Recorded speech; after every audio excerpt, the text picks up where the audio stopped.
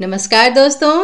हमारा सदैव प्रयास रहता है कि जितना हो सके हम आपके साथ जो भी आप कंपटीशन एग्जाम्स की तैयारी कर रहे हैं, परीक्षाओं की तैयारी कर रहे हैं, उससे संबंधित जो प्रीवियस ईयर क्वेश्चंस हैं या फिर अन्य अभ्यास प्रश्न हम आपके लिए निरंतर लेकर आते रहें।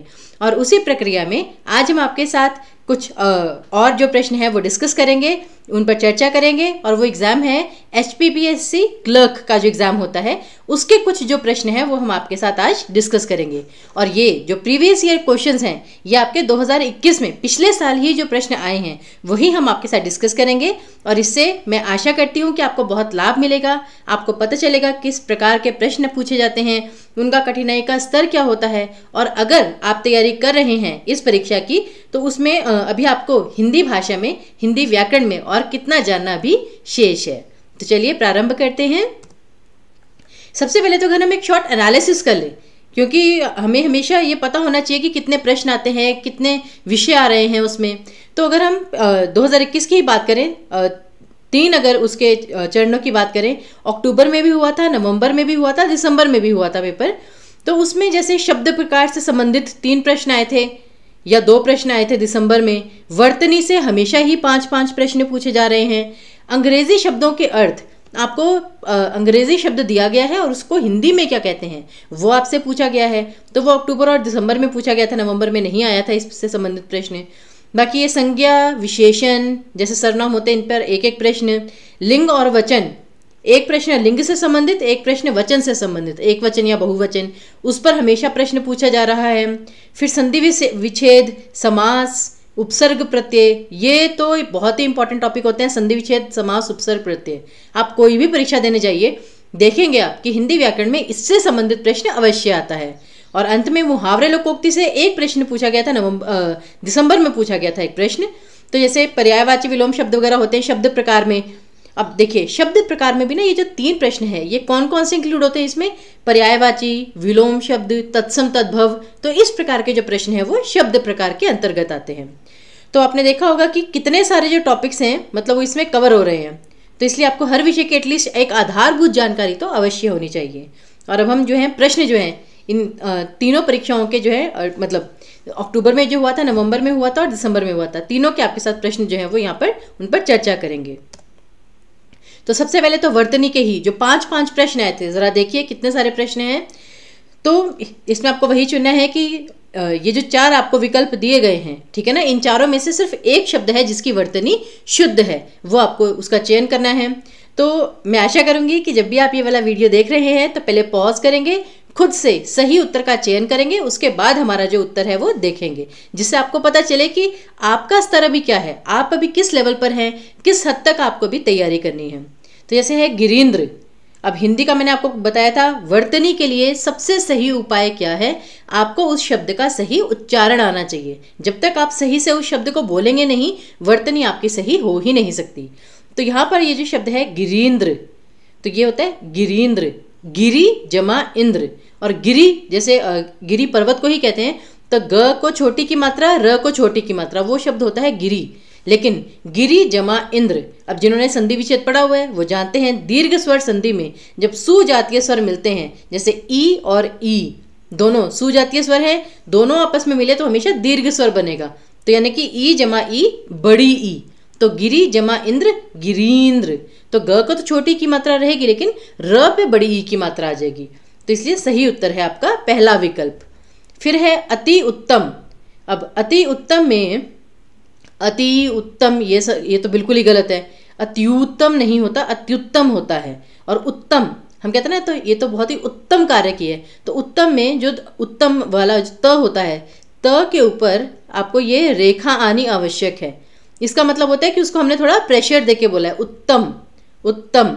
तो इसलिए अत्युत्तम, अति उत्तम वैसे तो ये भी था लेकिन ये अलग अलग दिया गया था, ये इस प्रकार से शब्द नहीं लिखा जाता। जैसे अब गिरीन्द्र है, हम उसे गिरी इंद्र इस प्रकार से तो नहीं लिखेंगे ना, उसी प्रकार से अति उत्तम को भी हम अति उत्तम या तो अलग अलग 2 शब्द करके हम लिखें कि अति जमा मतलब अति उत्तम, कि यह कार्य तो बहुत ही अच्छा किया है तुमने, अति उत्तम कार्य। लेकिन या फिर हम इसे अगर एक शब्द बनाना है तो हम कहेंगे अत्युत्तम, कि ई और उ मिलकर य बन गए, यण संधि है ये, तो अत्युत्तम। सही विकल्प होगा आपका दूसरा विकल्प। फिर है निर्जल, निर्जल, निर्जल। अब निर्जल होता है निर उपसर्ग, जिन्हें पता है निर से जैसे निरपराध, निर्जल, और आपका निर्भय, ठीक है ना। तो निर उपसर्ग जो है उसमें न को छोटी की मात्रा ही आती है, निर, र आधा आ जाएगा और दूसरे वाले वर्ण के ऊपर आ जाएगा। तो सही विकल्प है तीसरा विकल्प। फिर है उन्नति। उन्नति, आई गेस ये शब्द काफी प्रयोग में आता है, तो इसके सही वर्तनी भी आपको पता होगी। उन्नति, न पे फोकस, मतलब ज्यादा प्रेशर आया है, बल दिया गया है, तो दो बार आएगा, एक बार आधा न, एक बार पूरा न। उन्नति, त को छोटी की मात्रा, तो सही उत्तर है पहला विकल्प। और फिर है अधिकांश। अब अधिकांश में देखिए अधि उपसर्ग, तो ध में हमेशा छोटी की मात्रा आएगी, अधिकांश। अब ये दोनों तो बड़ी की मात्रा थी, ये दोनों तो वैसे ही गलत हैं, लेकिन प्रॉब्लम कहाँ आती है कि पहला विकल्प सही है, ये चौथा विकल्प सही है। अब यहाँ पे श षटकोण वाला है, यहाँ पे श शलगम वाला है। और याद रखिए ये जो श षटकोण वाला होता है ना, ये थोड़ा सा तत्सम शब्दों में आता है, और ये तब आता है जब इसका उच्चारण ऐसे हो, श, कि आपकी जब जीभ जो है, जिह्वा थोड़ी सी मुड़े, इसीलिए इसका जो उच्चारण स्थान होता है वो आपका मूर्धन्य होता है।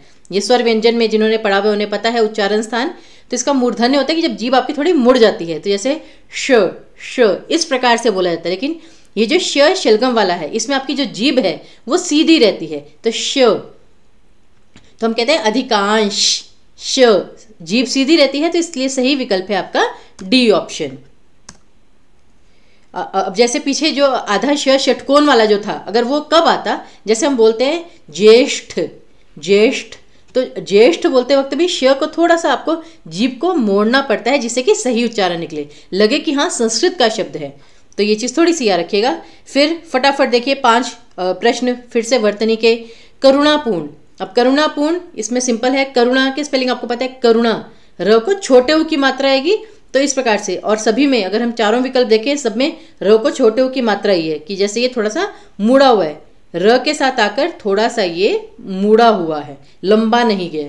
लेकिन अब पूर्ण, पूर्ण की वर्तनी क्या होगी, पूर्ण, प को बड़े उ की मात्रा आएगी, तो इसलिए करुणापूर्ण तीसरा विकल्प आपका सही विकल्प है। फिर है शक्तिहीन। अब शक्तिहीन, हीन होता है तो ह को तो बड़ी की मात्रा आएगी, तो इसलिए दूसरा और चौथा विकल्प तो वैसे ही गलत हो गया, इन्हें पहले ही काट दीजिए। फिर अब शक्ति, शक्ति होता है त को छोटी की मात्रा आती है, तो इसलिए सही विकल्प आपका पहला विकल्प होगा। फिर है देश रत्न। अब देश में षटकोण वाला कहाँ से आ गया, ये तो बहुत ही सिंपल है, तो देश, श शलगम वाला आएगा, और रत्न होता है, रतन नहीं होता कि देश रतन। अब जैसे प्रेम रतन धन पायो, वो बोलने में रतन हम कह देते हैं, लेकिन रत्न होता है, आधा तो आएगा, तो इसलिए देश रत्न, डी ऑप्शन ये आपका करेक्ट ऑप्शन है। फिर आता है श्रमजीवी। तो श्रमजीवी, ये इसका ही सही उच्चारण है, तो जीवी दोनों को बड़ी की मात्रा आएगी, और श्रम, तो यहाँ पे आपका जो सही विकल्प है वो पहला विकल्प है। फिर आता है निर्विघ्न, कि बिना किसी विघ्न के, विघ्न का मतलब होता है बाधा, कोई रुकावट आ रही है, और बिना बाधा के यानी निर्विघ्न। तो विघ्न जब हम बोलते हैं विघ्न, तो व को छोटी की मात्रा आएगी और घ आधा आएगा, और निर है, निर उपसर्ग है, तो न को छोटी की मात्रा, र आधा, और आधा र आने का मतलब कि अपने अगले व्यंजन के ऊपर आ जाना, तो इसलिए सही जो उत्तर है वो आपका तीसरा विकल्प है। आई होप यहां तक समझ में आ गया है आपको। फिर देखिए, मैंने आपको कहा था ना अक्टूबर नवंबर दिसंबर तीनों में 5-5 प्रश्न आए थे, देखिए कितना महत्वपूर्ण विषय है ये। अब यहाँ पे निर्गुण, निर्गुण आएगा, बहुत सिंपल है, गुण, गुण की वर्तनी सभी को पता है, लेकिन निर, फिर से निरुपसर्ग है। देखिए सारे टॉपिक्स कितने इंटरलिंक्ड होते हैं, उपसर्ग प्रत्यय यहाँ पर इस प्रकार से काम आता है, तो निरुपसर्ग है, न को छोटी की मात्रा, र आधा है, तो अपने से अगले व्यंजन के ऊपर लग जाएगा, तो इसलिए सही विकल्प है आपका पहला विकल्प। उसी प्रकार निर्विकार, विकार का मतलब क्या होता है, परिवर्तन आना या कोई कमी होना, तो विकार, व को छोटी की मात्रा, वो तो सही है विकार, और निरुपसर्ग है अगेन, तो न को छोटी की मात्रा, र आधा है, तो अपने से अगले व्यंजन के ऊपर आ जाएगा, तो सही विकल्प है आपका पहला विकल्प इसमें भी। अगला है चतुर्मुख। अब चतुर्मुख में च, त को छोटे उ की मात्रा, चतुर, चतुर मतलब कि चार, चतुर वो चालाक वाला नहीं, उसमें तो र पूरा आता है। चतुर्मुख जैसे होता है ना चतुर्भुज, तो र आधा आएगा, तो यानी कि अपने से अगले व्यंजन के ऊपर आ जाएगा, गोल उसमें, तो चतुर्मुख। और मुख की वर्तनी क्या होती है, म को छोटे उ की मात्रा आती है, हम मुख तो नहीं बोलते हैं ना, मुख नहीं होता, मुख होता है, मुख जो आपका चेहरा होता है, मुखड़ा, तो चतुर्मुख में आपका करेक्ट जो ऑप्शन है वो आपका सी ऑप्शन है। अगला है यौवन। यौवन नहीं होता, यौवन होता है, यौवन, यौवनावस्था। हम जैसे कहते हैं ना युवक, युवती, यौवन। यौवन एक अवस्था है, जवानी जिसे हम कहते हैं, तो इसलिए यौ, औ का स्वर है, इसलिए करेक्ट ऑप्शन है आपका बी ऑप्शन। और आखिरी है व्यक्ति। आई गेस ये तो सबसे सिंपल है, व्य, तो आधा व और य, व्यक्ति, त को छोटी की मात्रा, तो करेक्ट ऑप्शन है आपका सी ऑप्शन। तो आई गेस इसमें थोड़े से जो वर्ड्स थे वो आसान थे। वही चीज़ है कि आपको कौन सा सेट मिलता है और कब आप पेपर देते हैं, ये तो थोड़ा सा भाग्य के ऊपर होता है, लेकिन आपको अपनी तरफ से पूरी तैयारी करके जानी है। आगे देखिए संधि विच्छेद के जो प्रश्न हैं, तीनों में एक एक आए थे। अत्यधिक का संधि विच्छेद, भाई ये प्रश्न कितनी बार आएगा, अत्यधिक, अति जमा अधिक।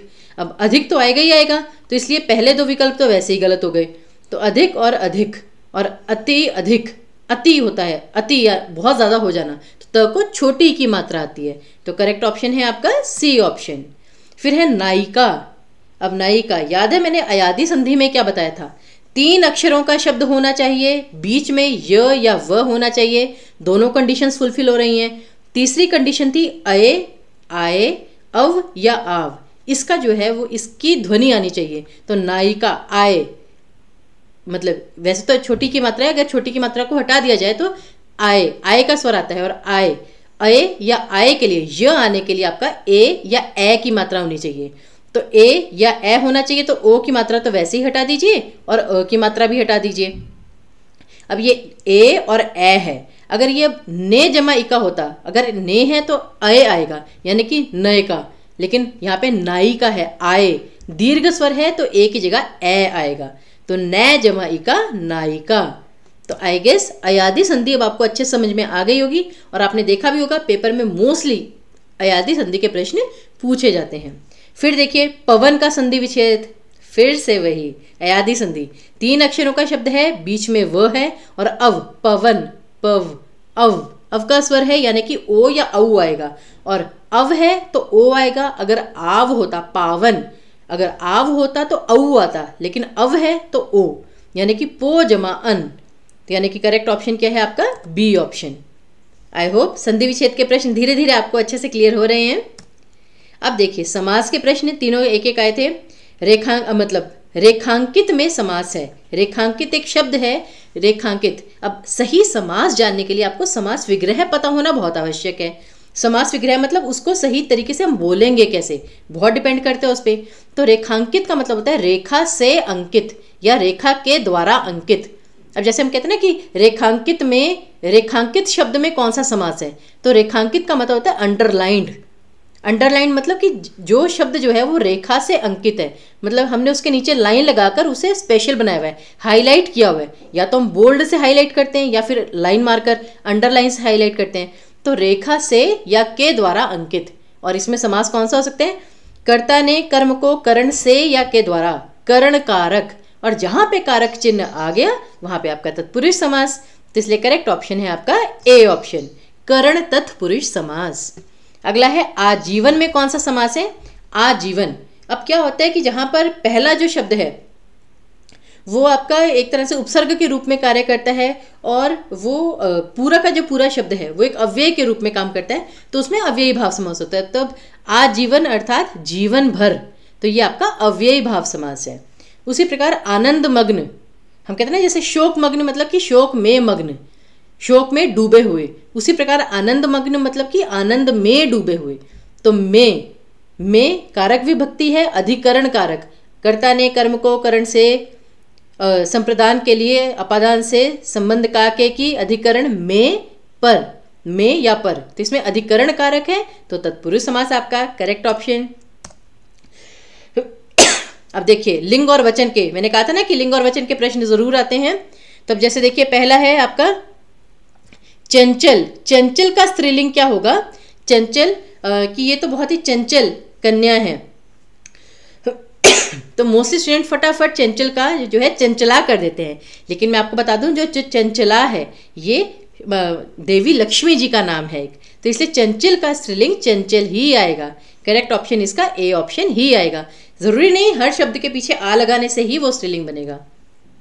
उसी प्रकार गिरि का बहुवचन क्या है, गिरि का मतलब मैंने बताया था अभी पर्वत, और गिरि का बहुवचन गिरि ही होगा कि इतने गिरि हैं,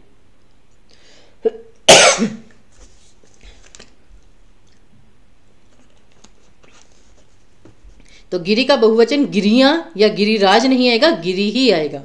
फिर बाबू का स्त्रीलिंग क्या आएगा? बाबू का आएगा बबुआइन। और यहां पे देखिए ये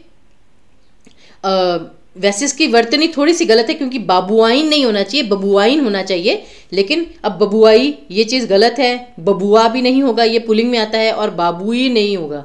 तो इसलिए करेक्ट ऑप्शन तो डी ऑप्शन ही आएगा। लेकिन यहाँ पे बस इन्होंने मुझे लगता है वर्तन में थोड़ा सा गलती की हुई है, बबुआइन होगा, ब के साथ आ की जो स्वर है वो नहीं आएगा। अगला है भीख का बहुवचन क्या होगा? अरे हम ये तो ना कहते मुझे हर घर से भीखें मिली, मैं ये कहूँगी मुझे हर घर से, उसने हर घर जाकर भीख मांगी, या उसे आज बहुत सारी भीख मिली। तो बहुवचन हो या एक वचन, भीख शब्द भीख ही रहेगा। तो सही उत्तर है आपका ए ऑप्शन। फिर है भेड़ का पुल्लिंग क्या होगा? भेड़ का पुल्लिंग वैसे तो नर भेड़ होता है, मैं आपको सही बताऊं तो कि जैसे मच्छर है, हम कहते हैं ना मच्छर ने काट लिया, तो मच्छर एक पुल्लिंग शब्द होता है जिसका स्त्रीलिंग मच्छरी नहीं होता, मादा मच्छर होता है। उसी प्रकार जो भेड़ है उसका सही स्त्रीलिंग मतलब पुल्लिंग होता है नर भेड़।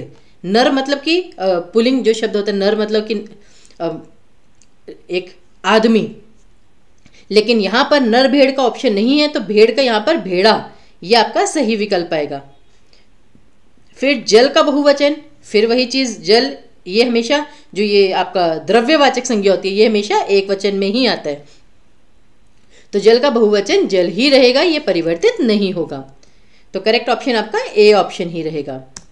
अगला देखिए, अब संज्ञा विशेषण से कुछ जो प्रश्न आते हैं, मीठा की भाववाचक संज्ञा क्या है? ठीक है ना, मीठा की भाववाचक संज्ञा। तो अब मीठापन, मीठापन इतना सही नहीं है, मिठास। हम कहते हैं ना कि इसमें तो बहुत ही मिठास है, या तुम्हारे शब्दों में तो मिठास भरी हुई है। लेकिन अब ये जो मीठी है ये तो विशेषण है कि ये मीठी सब्जी है, या फिर हम कहेंगे कि ये तो मीठी मलाई है, हम ये कह देते हैं कभी कभी। तो मीठी तो एक विशेषण है, लेकिन मिठास, अब मिठास में भी म को छोटी की मात्रा आएगी या बड़ी की? अब ये प्रश्न उठता है, तो मिठास में म को छोटी की मात्रा आएगी, तो करेक्ट ऑप्शन आपका सी ऑप्शन आएगा। फिर है साहस का विशेषण बनाना है। तो साहस मतलब कि जो आप में हिम्मत है, तो अब हिम्मत का होता है हिम्मत वाला, उसी प्रकार साहस का साहसी, कि ये तो बहुत ही साहसी व्यक्ति है, तो साहसी इसका सही उत्तर होगा। उसी प्रकार व्यक्ति की भाववाचक संज्ञा, अब व्यक्ति व्यक्तिगत, अब जैसे हम कहते हैं कि व्यक्तिगत, कि ये तो व्यक्तिगत मामला है, तो व्यक्तिगत तो विशेषण हो गया, और व्यक्तियां ये कोई शब्द ही नहीं है। व्यक्ति जो है ये आपका जातिवाचक संज्ञा है, लेकिन व्यक्तित्व, व्यक्तित्व आपका मतलब जैसे कहते हैं पर्सनैलिटी, तो वो आपका एक भाव है, ठीक है ना, ये आपकी भाववाचक संज्ञा शब्द है, तो सही विकल्प है आपका सी ऑप्शन। फिर है गर्म का विशेषण। अब गर्म तो खुद एक विशेषण है, हम जैसे कहते हैं ना ये तो गर्म पराठा है, गर्म पराठा है ये, तो इसलिए इसका जो सही उत्तर होगा वो बी ऑप्शन ही होगा। ऐसे भी क्वेश्चन आ जाते हैं पेपर में, कंफ्यूजिंग होते हैं, नहीं तो गर्म को देख के ही फटाफट लोग जो है गर्मी ए ऑप्शन चूज करते हैं, जबकि जो गर्मी है वो एक अवस्था, एक दशा, एक स्थिति का नाम है, तो ये आपका भाववाचक संज्ञा के अंतर्गत आता है। लेकिन गर्म जो है, ठीक है ना, ये आपका विशेषण शब्द ही है। फिर शूर की भाववाचक संज्ञा क्या होगी? शूर, हम कहते हैं ना तुम तो बड़े ही शूरवीर हो, तो शूर का आएगा शौर्य। जैसे कहते हैं कि तुम्हारे शौर्य ने मुझे गर्वित किया है पुत्र, तो तुम्हारा शौर्य जो है कि तुमने जितनी मतलब जितना बल दिखाया, जितनी वीरता दिखाई, तो इसका करेक्ट ऑप्शन आएगा आपका सी ऑप्शन। अगला देखिए उपसर्ग प्रत्यय के प्रश्न। अब जैसे है पहला, विलाप में कौन सा प्रत्यय है? अब यहाँ पे ना देखिए कभी कभी थोड़ी कन्फ्यूजन हो जाती है, अगर आप नेट पे भी चेक करेंगे कहीं पे डिफरेंट डिफरेंट आंसर्स हैं। जैसे कि विलाप में हमें लगता है विलाप, आलाप, तो इन सब में लाप जो है वही प्रत्यय होगा, जबकि ऐसा नहीं है। विलाप हो, मिलाप हो, इन सब में आप प्रत्यय है, तो इसलिए करेक्ट ऑप्शन आपका यहाँ पे डी ऑप्शन आएगा, इसमें आप प्रत्यय है, क्योंकि जैसे विलाप है, मिलाप है, ठीक है ना, तो ये आपका डी ऑप्शन करेक्ट है। सगुण, आई गेस इसमें कौन सा उपसर्ग है? उपसर्ग जो है शब्दों के पहले लगता है, बहुत सिंपल है, गुण आपका मूल शब्द है और स उपसर्ग है। फिर आजन्म, ये भी बहुत सिंपल है, जन्म आपका मूल शब्द है, आ उपसर्ग है, तो ये क्वेश्चंस इजी थे। फिर आता है पर्यायवाची वाला, तो देखिए जैसे कि कान का पर्यायवाची शब्द, कान को हम कर्ण भी कहते हैं, तो कान का आएगा कर्ण।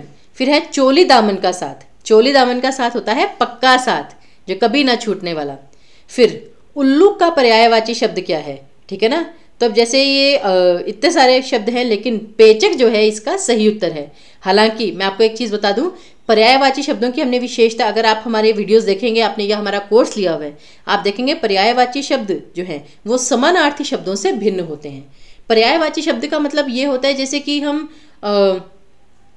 जैसे उल्लू है, ठीक है ना, उसे हम पेचक भी कह देते हैं, लेकिन इसका मतलब ये नहीं है कि जहाँ जहाँ उल्लू आया है वहाँ वहाँ पेचक लगा सके हम, या फिर जहाँ जहाँ पेचक शब्द इस्तेमाल हुआ है वहाँ पर हम उल्लू उसकी जगह रिप्लेस कर सकते हैं, ऐसा नहीं। क्यों? क्योंकि देखिए जो पेचक शब्द है उसका अर्थ उल्लू तो होता ही है, लेकिन साथ में बादल का पर्यायवाची शब्द भी है पेचक। पलंग, हाथी की पूंछ की जड़, जूं जो सर में होती है, या फिर खाट या चारपाई, ये सभी जो हैं ये पेचक शब्द के पर्यायवाची हैं। तो इसलिए पेचक का एक अर्थ उल्लू तो होता है, लेकिन बादल के लिए भी कभी कभी इस्तेमाल होता है शब्द पेचक, या पलंग के लिए। तो ये सारे इसके पर्यायवाची शब्द हैं। उसी प्रकार नारी का पर्यायवाची शब्द क्या है? नारी का पर्यायवाची शब्द है दारा, क्योंकि तटिनी और सरिता ये दोनों जो हैं ये नदी के पर्यायवाची शब्द हैं। और वसुमती जो है, वसुमती ये एक अप्सरा का नाम है बेसिकली, लेकिन जो दारा है वो जैसे किसी की जो विवाहित जो स्त्री होती है उसे हम दारा कहते हैं। उसी प्रकार उत्थान का विलोम शब्द, आई गेस ये बहुत सिंपल है, उत्थान का होता है पतन, बिल्कुल सिंपल। अगला देखिए, अब शब्दों के प्रकार, जो मैंने कहा था पर्यायवाची विलोम शब्द में, अब यहाँ पे तत्सम तद्भव भी आ गए। पलंग का तत्सम शब्द कौन सा होगा? तो जैसे पयंक, कर्ण, कर्ण तो कान का होता है, कातर या अक्षी, अक्षी आंख ये के लिए होता है, तो इसलिए जो पयंक है वो आपका पलंग का तत्सम शब्द है। लेकिन पयंक भी सही शब्द नहीं है, एक्चुअली सही शब्द होता है पर्यंक। ये देखिए ये इसकी सही वर्तनी है, लेकिन हम ये मान के चल रहे हैं या तो जब एग्जाम हुआ होगा तब वहां पे जाके करेक्ट करवा दिया होगा, लेकिन स्टिल पयंक, कभी कभी शब्द थोड़े आगे पीछे भी हो जाते हैं। तो पर्यंक, अगर यहाँ पे पयंक और पर्यंक दोनों दिए होते तो आप पर्यंक चूज करते, लेकिन अब पर्यंक नहीं दिया गया है, तो इसलिए जो पयंक है वो आपका सही उत्तर है। फिर दही का तत्सम शब्द क्या होता है? दधी। तो ये आपको याद रखना है हमेशा। घृत जो होता है वो घी के लिए होता है। फिर तत्सम शब्द कौन सा इन चारों में से? पैर, घड़ा, आग या आम्र। आम्र जो है वो तत्सम शब्द है। आम्र का मतलब क्या होता है? आम। आग का क्या होगा? अग्नि। घड़े का क्या होगा? घट। और पैर का जैसे हम कहते हैं ना कि पद। उसी प्रकार विदेशी शब्द कौन सा है? अब देखिए जैसे खिचड़ी और लोटा, ये तो हमारे देशज शब्द हैं, जो कि हमारे मतलब कि क्षेत्रीय भाषा से लिए हुए, जिनके हमें उद्गम का पता नहीं होता। तो खिचड़ी और लोटा जो है वो तो हमारे देशज शब्द हैं। और अहसान कोई शब्द नहीं होता, एहसान होता है। अ की जगह ए का जो स्वर होता है, ये एक वाला ए, तो ये एहसान होता है। और अगर ये एहसान होता तब ये विदेशी शब्द होता, अरबी भाषा का शब्द, लेकिन ये शब्द ही गलत है। तो इसलिए अकेला शब्द क्या बचा? वकील। और जो वकील है वो भी मैं आपको बता दूं वो अरबी भाषा का शब्द है, अरबी फारसी मूल से आया है, तो इसलिए ये आपका विदेशी शब्द है, क्योंकि हिंदी भाषा से नहीं लिया गया। चलिए, और आखिरी जो प्रश्न है कुछ, कि जो मैंने आपको बताया था कि 2 बार जो आए हैं, अंग्रेजी शब्द दिया गया है, उसका हिंदी, उसे हिंदी में क्या कहते हैं? जैसे है प्रिसाइडिंग ऑफिसर। प्रिसाइडिंग ऑफिसर को हम कहते हैं वैसे तो पीठाधीश, ठीक है ना, तो पीठाधीश इसका जो है वो सही उत्तर है। फिर लोकल सेस, अब ये जैसे हम आपने पढ़ा होगा एजुकेशन सेस, ये जो सेस होता है वो क्या होता है? टैक्स का मतलब तो होता है कर, लेकिन जो सेस होता है उसका मतलब होता है उपकर, यानी जैसे जिसे आप कह सकते हैं सब टैक्स, तो ये इसलिए उपकर। लेकिन आप अगर यहाँ पर देखेंगे यहाँ पे कहीं भी उपकर नहीं दिया हुआ, तो लोकल का मतलब होता है स्थानीय, तो इसलिए स्थानीय कर जो है, यहाँ पे सेस को हम कर ही मान रहे हैं, तो इसलिए करेक्ट ऑप्शन जो ये होगा वो आपका बी ऑप्शन होगा। क्योंकि दृष्टिकोण तो ठीक है ना, ये होता है कि आपकी मतलब कैसा रवैया है किस चीज़ के बारे में, निवेश मतलब इन्वेस्टमेंट वगैरह हो गया, तो इसलिए स्थानीय कर, ये आपका लोकल सेस, ये आपका सही उत्तर होगा। फिर गेजेट, गेजेट राजपत्र को कहते हैं, ठीक है ना, जो सरकार द्वारा कोई घोषणा वगैरह की जाती है उस प्रकार से। फिर आता है प्रिवेंटिव। प्रिवेंटिव किससे बना है? प्रिवेंशन से, यानी बचाना। तो प्रिवेंटिव हम कहते हैं ना कि प्रिवेंटिव मेजर्स लिए जा रहे हैं। जैसे आसाम में बाढ़ आई हुई है, तो हम कहते हैं कि सरकार द्वारा प्रिवेंटिव मेजर्स लिए जा रहे हैं, यानी कि निवारक किसी चीज़ के, निवारक या निरोधक, जैसे हम कहते हैं ना कि रोग निरोधक, तो इसलिए निवारक, किसी चीज़ का निवारण करना, उसका सॉल्यूशन निकालना। तो करेक्ट ऑप्शन आएगा आपका बी। फिर आता है इनएडिक्वेट। इनएडिक्वेट मतलब कि जो एडिक्वेट नहीं है, जो पूरा नहीं है, पर्याप्त नहीं है। तो इनएडिक्वेट मतलब अपर्याप्त। तो करेक्ट ऑप्शन होगा आपका डी ऑप्शन। तो आई होप यहाँ तक क्लियर है। फिर आता है आपका क्रेडिट। अब क्रेडिट का मतलब एक तो ये होता है कि हम उसको श्रेय दे रहे हैं, उसको ये क्रेडिट जाता है कि उसने ये काम किया है, उसको श्रेय देना। लेकिन यहाँ पे जमा, गोष्ठ, गणवेश या कनिष्ठ, ठीक है ना। तो इसमें से ऐसा कुछ नहीं है। क्रेडिट का मतलब है यहाँ पे जमा होना। जैसे हम कहते हैं ना कि बैंक से इतने पैसे आपके अकाउंट में क्रेडिट हो गए, यानी कि बैंक से इतने पैसे आपके अकाउंट में जमा हो गए।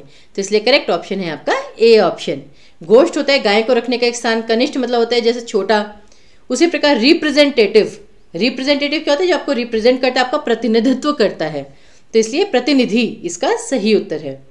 फिर है कंपनसेशन मिलना। कंपनसेशन मतलब इसका मुआवजा मिलना। जैसे बाढ़ वगैरह आ गई है तो लोगों को कंपनसेशन मिलता है, या फिर जैसे आप कोई नौकरी कर रहे हैं वहां पर आपको कंपनसेशन मिलते हैं, तो होता है मुआवजा। तो करेक्ट ऑप्शन है आपका बी ऑप्शन। और उसी प्रकार है एडजर्नमेंट। जैसे कहते हैं ना द कोर्ट इज एडजर्न, यानी उसे स्थगित कर दिया गया, स्थगित कर देना।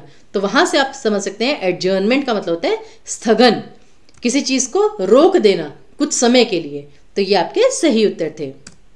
चलिए, तो इसी के साथ हमारा ये वीडियो यहीं पर समाप्त होता है। मैं आशा करती हूँ कि जो प्रीवियस ये जो क्वेश्चंस हैं, इन्हें जब आप अच्छे से समझेंगे तब आपको पता चलेगा कि किस प्रकार के प्रश्न आते हैं, और आपकी जो तैयारी है फिर वो उससे अकॉर्डिंगली चलेगी। तो कोई भी अगर आपकी प्रॉब्लम हो, कोई भी क्वेरी हो, कोई डाउट हो, तो आप हमें कॉल कर सकते हैं। हमारा फ़ोन नंबर है 7814622609 और हमारी ईमेल आईडी है civilstaffhimachal@gmail.com। तो चलिए, इसी के साथ हम आपसे विदा लेते हैं। आपके सही स्वास्थ्य की, अच्छे स्वास्थ्य की कामना करते हैं, उज्जवल भविष्य की कामना करते हैं, और ये भी आशा करते हैं कि आप आगे भी हमारे साथ इसी प्रकार जुड़े रहेंगे। तब तक के लिए धन्यवाद।